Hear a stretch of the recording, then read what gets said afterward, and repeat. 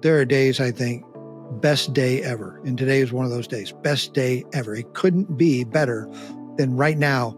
And the piece that I would have told myself is aim at that. Welcome to Encouraging Leaders, a podcast that exists to remind CEOs and aspiring CEOs that you do not have to lead alone. I'm Mark Todd Brand, and today we're joined by somebody who has breathed courage into me and to so many other leaders in this area, Todd Brand. Todd is the president and CEO of Brand Asset Management Group here in St. Louis. He has a deep passion for community engagement. If you get to know him at all, you'll see that. He serves on many nonprofit boards that impact families and marriages and the community as a whole. On LinkedIn, he got to share 152 bits of wisdom from his dad. I just love that. And we might get a chance to dive into a couple of those later on. But Todd, welcome to the show. Thank you very much, Mark. Good to see you. So I've been starting these podcasts with the same question. Todd, in your life, if you go back in leadership, go back to however far you want, when's the first time you realized that you didn't have to lead alone? So when I was thinking about that, honestly, the first time was probably a lot younger and not worthy of this discussion. But the place where it took hold that you're either going to do this with somebody or you're not going to survive was in March of 2004. And it's the day that I became the CEO. And at that point, my father and mother had run the company. She was the office manager. He was the only advisor, almost the only senior advisor here. And he retired. I wrote him a check and wrote him a lot more checks after that. But the day that he retired and I moved into his office and I sat there by myself thinking, okay, you've got, an assistant and you have someone who can do clerical and administrative work and someone who knows a little bit about the advising, the softwares that we use and whatnot. But you don't really have anybody that knows any more than you. In that moment, I was still 3 months away from hiring a young man named Phil. And Phil, he doesn't know, he may not know this now. He may learn when he gets on the podcast. Effectively, I said, I'll pay Phil my salary just to get him here.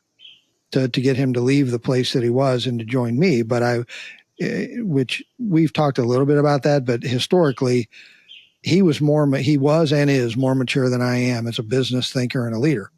And I knew it because I could tell talking to him that I was a little bit more full of hot air and he was a little bit more full of sincerity and capability. Yeah. And so for those 3 months where we were in negotiations of, are you going to join or, are you not? And it may not have been 3 months. It felt like 3 years. But for a period of time where I knew, okay, this is you, I really needed somebody else not to do work, but to actually, in a weird way, hire someone to help lead or corral or put guardrails on me. And my leadership style might not graph very well if you looked at, I lead what I'm looking at, temperamentally. And Phil sets a plan for what he's going to lead, executes on that plan, moves on to the next thing. And so together, that realization was, and he knows this now, the realization was I'm actually not equipped innately to play all sides of the leadership role here. I just don't have it in me. I didn't have it in me. I'm the second generation owner, so I had none of the entrepreneurial genesis, sweat equity, survive or die. I didn't have that because I came in to an established entity and grew within it. And I was missing a lot of things that would have been required to do that. In fact, I don't know that the business would be what it is today if I had been its founder. I needed to be the second gen leader, and I needed somebody who had massive capability to stay on task. And so that I ended up paying this young man who's now my partner, and 20 plus years later, it's a good, I don't want to put it in too cheeky a way, but it's kind of like a marriage, right? Opposites attract. Yeah. From a leadership perspective, like everything I don't have, he does. And honestly, a lot of the things he doesn't have, I do. And so you put them together and everything changes. Well, in 2004, I can hear it, basically you had seen the support system that was in place and it was going to be going away. And you said, I need something and I don't want to do this alone. And so you started searching and you found. I love your comment there. You named it the second generation statement, but you realized that you didn't have all the leadership characteristics covered. Like all the bases covered, that there were some gaps in your leadership. Right. And you had to have those filled. I haven't found a single leader, myself included, that has all the bases covered. I find that people have strengths and they have weaknesses like I do and like you do. And so you needed somebody to walk alongside you and fill in those gaps. So our mutual friend, I think the first podcast you did with Mark Tom in 2008. So fast forward 4 years, just to tag on to what you're saying, Mark. Fast forward 4 years, and our friend Mark was coaching business leaders at the time.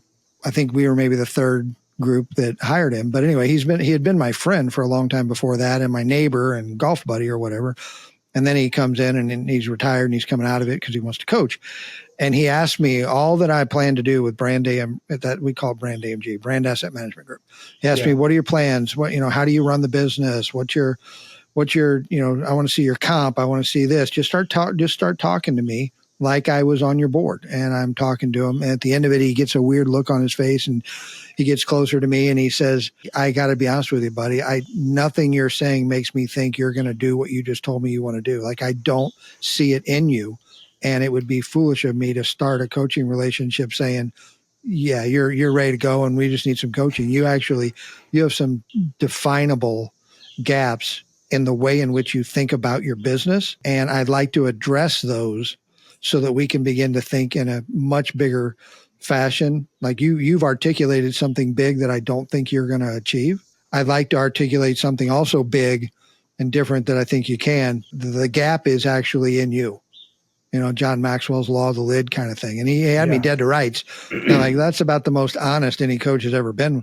Anybody, really. Anybody has ever been. I call that coaching. He was world-class at it. I mean, he criticized you. He gave you negative feedback. Would you agree? He said, your ideas are not actually solid. Correct. And the path you're on is not going to get you where you're wanting to go. Yeah. But I know he loves me. I mean, he's just a great friend. Like I did not doubt that that's exactly what he thought. Well, it's that radical candor. I call it radical candor that many times when we think about coaches, because I actually have witnessed the power of building coaching into every leader at every level so that all the leaders are coaching the next levels of leaders. The radical candor that Mark gave you, which is out of care for you, but it was challenging. It was a challenge, but he cared deeply. You used the word love. He had deep heart for the best interest of you. And so he was able to do that because of that care. 100%. And in my heart, sometimes pride is, I think, if there's something that limited me, it would be initially pride, right? I get to call myself CEO and I get to determine how much of the money I'm going to take out and such futile, stupid, immature thinking. But he had me dead to rights. Like it wasn't that I didn't have an ability. It was, I didn't know what I didn't know. You were unaware of the gap, and he showed you the gap and then walked alongside you as you built this incredible firm. I think about the power of that. I want to take a step forward and just talk about, I mentioned these 152 bits of wisdom that you shared on LinkedIn. I've got one of them that I want to share with you and just get your opinion on how it's impacting. I haven't prefaced this just so everybody knows. I haven't given Todd any warning on this one, but your dad had a bit of wisdom that said, number 37, said an advisor, I'm going to put or employee who is fired by someone and doesn't learn a lot from the experience should have been fired sooner. Yeah. An advisor who is fired by a client who doesn't learn a lot from the experience should have been fired sooner. I want to give you a little context. I run into this a lot. That somebody is dealing with somebody who's not a good fit, and there ends up being a termination or separation of some kind. Tell me what that one means to you in your advisor role or in the employer-employee relationships. So when we're young, and somebody is paying our firm money, it's like oxygen. And you hold on to it. I held on to it as a young man so tightly. Like whatever I got to say to get you to be happy and hang around for 90 more days till the next billing cycle. I'm not saying I was disingenuous. I'm just saying I was young and I was scared. And I knew I wasn't everything. I knew the firm wasn't what it entirely needed to be. And getting fired, it's funny you say that because 2 hours ago, I was talking to one of our young future advisors about the best fire that ever happened, ever. To me was a guy who fired me, and I fought him tooth and nail, and I argued all the right sides of the equation. This is in 1998. And he had me dead to rights, but I was so desperate to hold on to the business that I wasn't acknowledging, you know what, you got a point, I need to learn from it. I'll get better. I was defending it. And 3 years later in the middle of the night, I woke up and I don't know what time, but it was like dark. It's 2 a.m. I wake up in the middle of the night and I'm like, and I am shattered with this thought. I lied to that man. I lied right to his face. I totally denied him speaking truth into my life. And I knew he liked me. He'd been a client for a long time. He's older. You know, he was 20 years my senior, and he's speaking into me going, your business needs this, that, and the other, and you're not doing it. And so they left and they went to a national brokerage firm, just a traditional brokerage firm, and left us. And in the middle of the night, I woke up thinking, my gosh, you owe that man a massive apology. I called him. I got up next morning, went to work, ferreted out his number. He doesn't live in St. Louis. Called him and said, I need to tell you something. Can you just give me 5 minutes of your time? And I just apologized. I said, you were totally right. I was totally wrong. I know you were right because everything you said is now not true here. I fixed everything you said without acknowledging that you were the source of that, and remembering that I was such an arrogant young man trying to defend an indefensible thing. I said, that is done and it'll never be back. And I owe you a huge apology for not just saying, sir, I appreciate your candor and integrity. I understand why you're leaving. And he said, well, the place I went in doing any better. Can I drive up there? And he drove up, and now he and his family and his in-laws, and they've become one of the largest nest of clients in the whole book of business after that. But to my dad's point, I should have been fired earlier. He should have fired me. And I've got another one, I won't tell both stories on your thing, but the best thing that ever happened to me was somebody getting in my grill and letting me go. The statement, an advisor who is fired by a client who doesn't learn a lot from the experience. So you've just been fired. And if you're not learning a ton from that, you missed the whole point. Correct. And it took you 3 years because of fear, anxiety, pride, whatever words you want to use. You're sitting there waiting, and it took you 3 years. Congratulations on learning it ever, because some people never learn it. But that's when the learning hit. That's when the value from that fire happened. And if you would have fired you maybe a year earlier, you might have happened a year earlier. It might have happened in a year earlier. It changed everything. Don't take this as embellished, but it is about this. It might be the most important transformation in the business from a tactical or a technical standpoint that ever happened.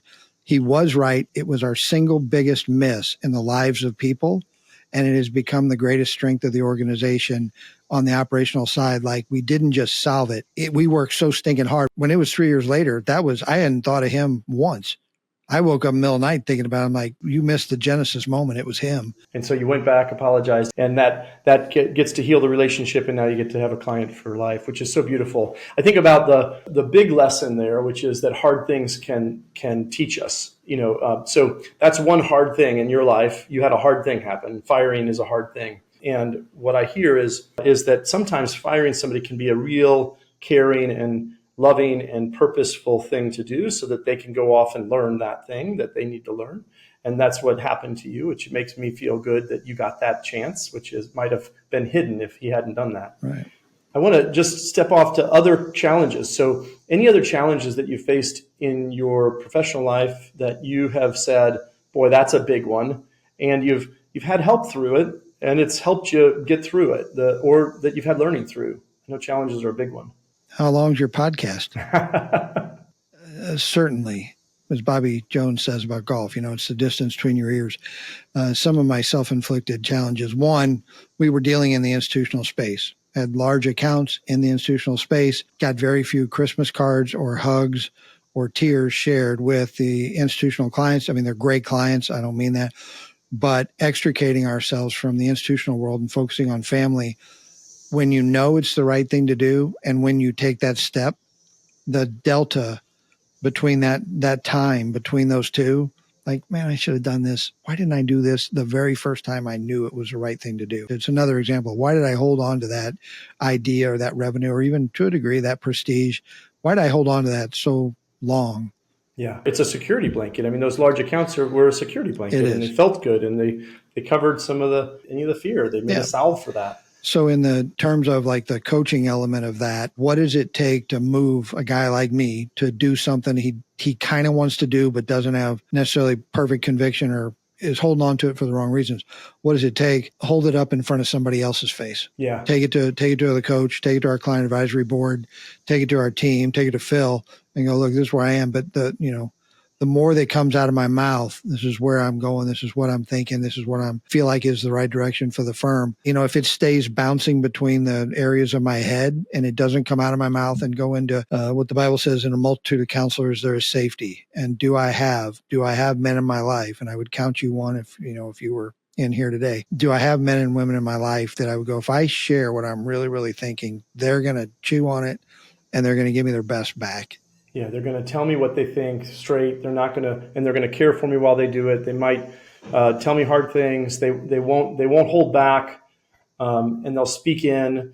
I call those coaches. I call those communities. I've got YPO is a community of men and women who are all meeting on a regular basis that I can openly share hard things with, and they can speak back in. It's a beautiful thing whenever you have that. And when it's missing, it can be deadly to businesses or people. I think it might not be John Maxwell, but since he said so many things, it might be him that said, I feel so sorry for self-made men. They could have been so much more. Oh my gosh, I love that. Restate that one. I feel so sorry for self-made men. They could have been so much more. I mean, it's really the whole purpose of this podcast. It's the whole purpose of the business. I do not want people to have to walk alone through this whole life. I tried to do it alone. It doesn't work. It brought me to my knees, and you're sitting there going, that's not it. And so I want people surrounded by others that can lift them up and encourage them and walk alongside them. And, it's such a better way. Self-made men, they could have been so much more. And they're leaving all of that value, all of that capability, all that gifting back on the table. And they didn't pick it back up because they've all done it all by themselves. What a great I don't know if it's John Maxwell or not, but it's definitely a wise saying, and I love it. So sometimes everything comes together, and it's perfect, not the hard stuff. It's like, bam, we just knocked it out of the park. I would love to give you an opportunity to just share one of your team's wins. When you just knocked it out of the park, what did it look like? I don't know if I'm going to call it knock it out of the park. I'm going to talk about, I might frame it as single after single after single uninterrupted. If I look back on, it even ties to the quote we just said. Thank you for asking me to give myself credit for something. I'm going, thank you, God, that it even got in my head. But in 2006, one of the best advisors I know left me and took a few clients with him and did it. It was painful. Everything about it was painful. And Phil and I, at the time, he'd only been here 2 years. And so Phil, that was the most senior person besides myself. And Phil stepped into her role at that time. And the two of us made a joint decision that we would never, ever, ever stumble on adding people just to add people. Adding in our little lexicon, maybe you've got others that use this, but we have this thing, we say it internally regularly, no sevens. There's not a good enough for who it's for person on this team. And so right now we're a 20-person team attempting to become a 21-person team as quickly as is possible, meaning we're hiring feverishly for someone. But we're a 20-person team, and to a person, if I don't give myself credit for them being awesome, I give myself credit for not hiring people that I know you're close, but you're not right. And being patient and asking, almost like I'm inviting you to join my family. I can probably state this more strongly than many of your listeners would believe is true, but I hold it are you going to hurt anybody on this team? Are you all help, no hurt, I'll bleed before you mentality? That adding that type of team member over the years, I get, maybe you're in the same position. I get to do so much more today than I did when I spent so much time trying to fix broken areas of the business. Everything, you've heard it said, everything's a people problem. In my business, we're a service business. Technology doesn't break. The markets are the markets.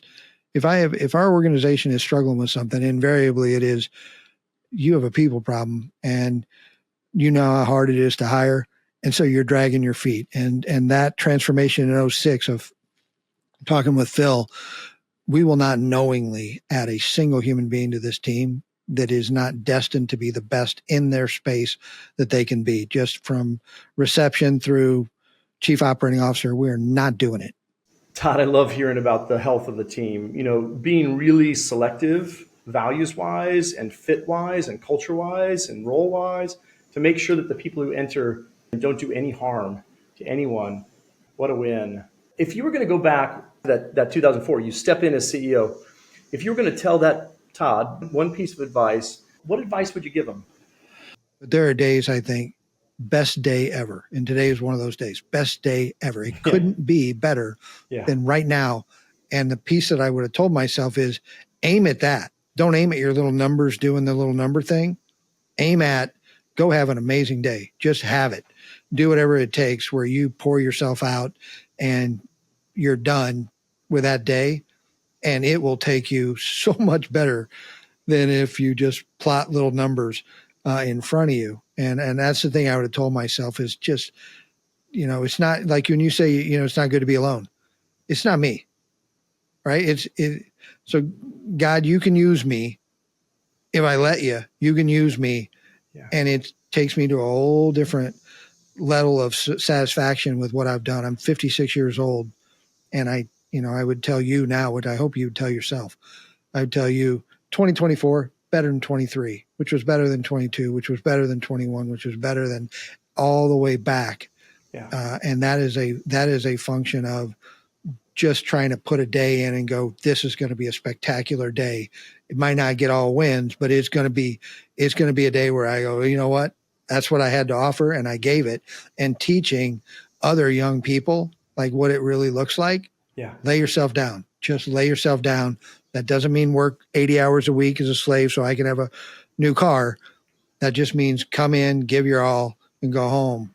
And it organizationally has taken us to a place that I didn't think I would ever be.